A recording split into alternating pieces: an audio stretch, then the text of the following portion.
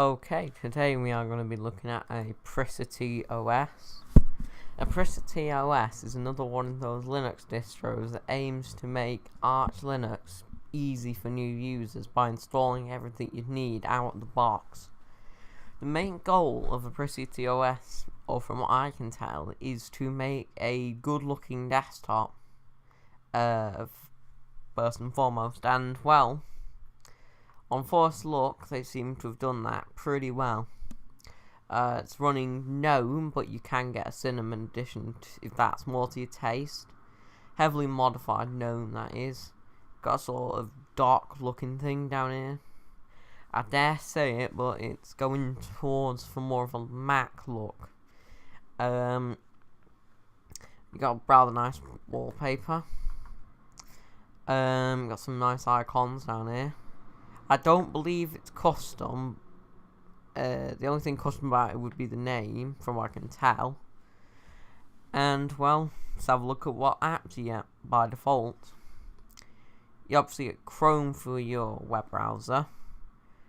ICE, I've never personally used ICE, but I believe it's for your SSB, site-specific browser. So I suppose if you're into your web apps, that'd be good for you.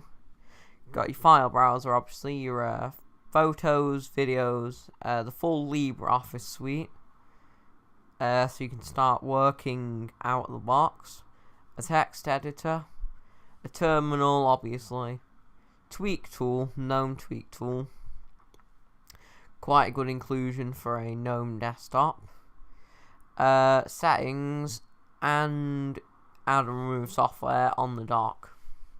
Here's your tweak theme. As you can see, it uses Arctic Apricity. What themes do you get? Just bog standard stuff, really. You get Oxygen, not bad. Okay, that's Arctic Apricity and Evolve, and also you can disable animations. I suppose if you've got an old computer, that would probably do you quite well. Although I wouldn't recommend installing this on an old computer anyway. Show applications down here. You've got the add remove software, obviously, all the stuff I told you about. You've got a calculator, a calendar, cheese for your webcam photos, disk for your disk viewer, basically nothing really interesting. FileZilla, which is an interesting inclusion. Once again, never personally used it, I've got no idea what it is. A firewall utility, GUI, of course. Just gotta put in my password here. There we go, password put in. Loading. Yeah, let's take a look whilst it loads. Good new image manipulation programs, obviously. You can edit your photos out of the box. You've obviously got Play on Linux, obviously you've got Wine too. For running your Windows apps, which is fairly good for a new user. And you got your Steam, so you can play your games out of the box. You got your transmission. And you've obviously got a Software Center, because that's pretty much a must for new users. As you can see, it's a GUI firewall manager. Up here, you've got obviously, I'd say it's modified GNOME, so it's standard GNOME desktop, really. See what background you get then. Yeah, obviously,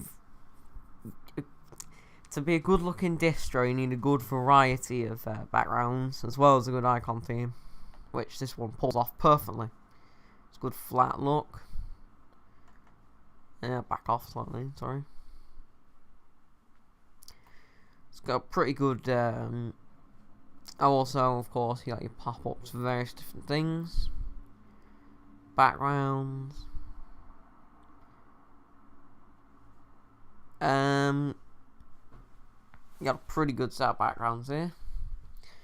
So, of course, you won't need to go around hunting throughout the internet to find them.